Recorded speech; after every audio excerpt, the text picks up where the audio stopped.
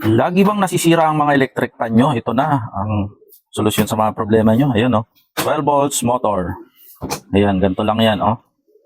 Ayan, ito, 2 taon na sa akin to. Hindi pa nasisira, mga boss. Ayan, oh. Working pa siya. Mamaya, tetestingin ko yan. Papakita ko sa inyo. Ayan, murang-mura lang yan, oh. So, ayan, mga boss, nakakabit na. Pakita ko sa inyo na working siya. Ito yung switch, oh. Oh, ayan. Ayan. 2 taon na, hindi na nasisira. Patayin ko muna.